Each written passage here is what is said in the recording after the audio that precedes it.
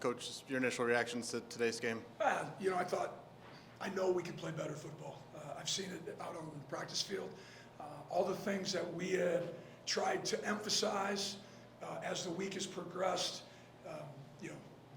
just the venue, the noise, we got to protect the football, got to be great on third down, all the little things, at times just nipped us in the bud.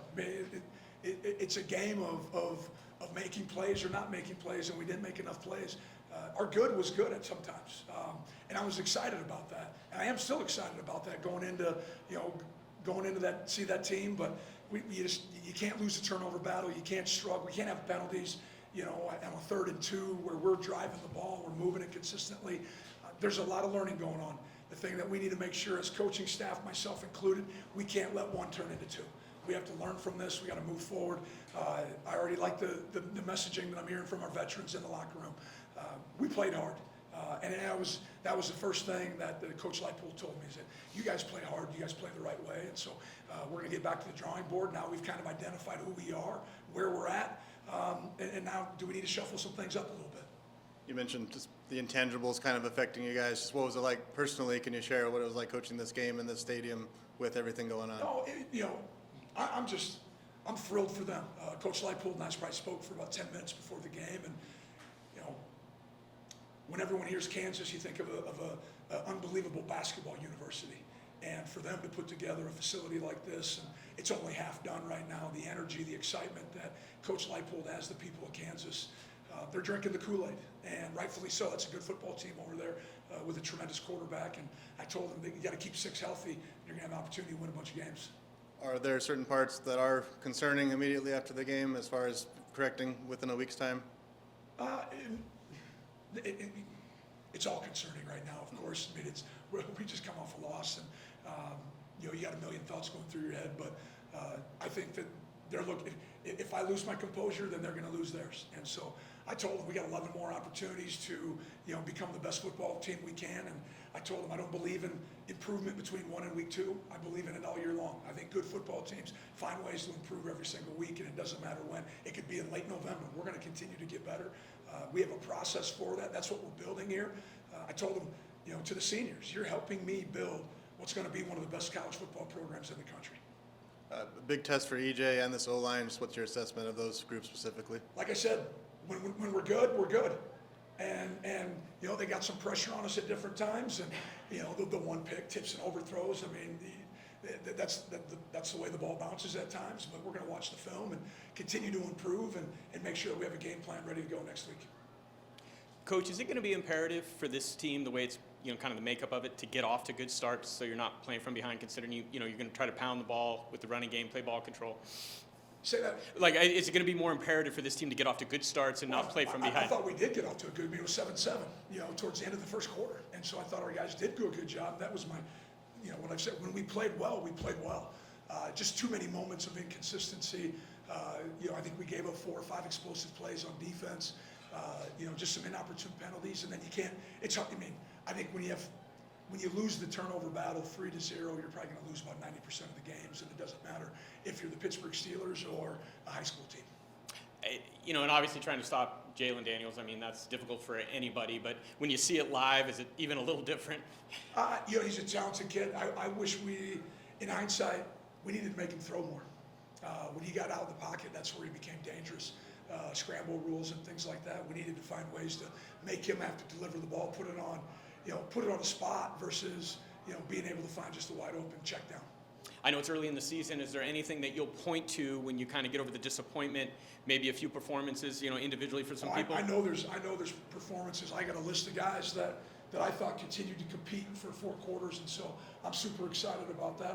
I'll address that on Monday with our football team and probably pull some aside here tonight on the plane and just tell them that I see your leadership. I see that your commitment to everything Bulldog, and I want to make sure guys understand that.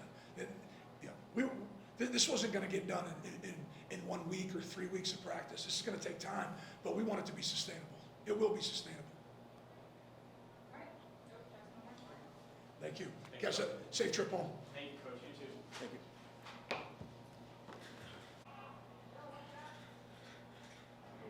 Go ahead, Jaden, just your initial thoughts coming off of the loss.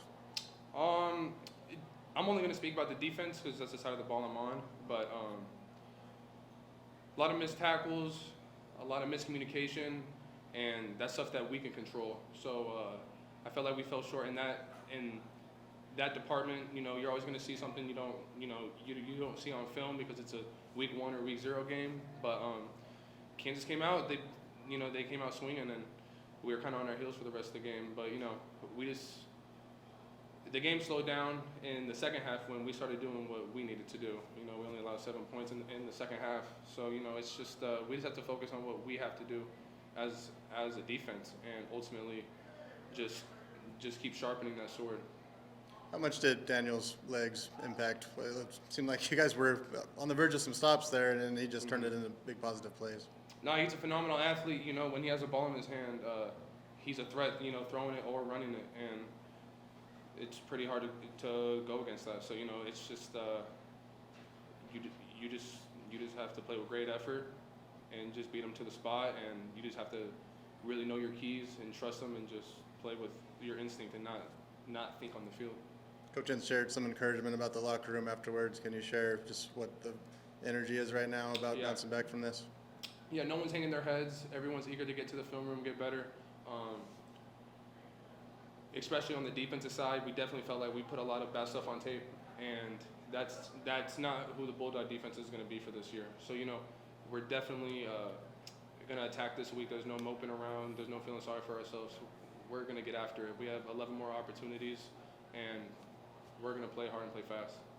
Are you already, you know, in that kind of build the guys up as a captain right now as you look ahead to next week? Yeah, 100%. You never want to hang your head regardless if you're a captain or not. You know, there's a lot more leaders than just the 4 captains picked. So if you see someone in the locker room kind of hanging their head, it's like, hey, pick it up. You know, we have a lot of work to do. Like, this is not it's not a one-game season. So we just have to keep attacking every single day. And just execute at the highest level. And what did it feel like to wear Bulldog Red play in a game? No, I felt it was a tremendous honor, you know, especially with the brotherhood that we have in the locker room. It never wavered, no matter the score. So I just can't wait for the home opener next week. That's what I'm focused on now. Final question for me. It's a long season, right? In college football now, one loss doesn't, you know, end up, you know, ending things for you guys, especially with conference ahead. Will that be kind of the message all week long? Oh yeah, 100%. You know, we're trying to go 1-0 this next week already. You know, we're gonna watch this film, learn from it. We're not. We're gonna look at the film and not try to baby each other. We're gonna tell the truth. You know, the film doesn't lie, and we're gonna break it down to that foundation, and we're gonna get better. So, you know, with the long season ahead, you just gotta take it practice by practice, week by week, and I definitely think that we're capable of doing that.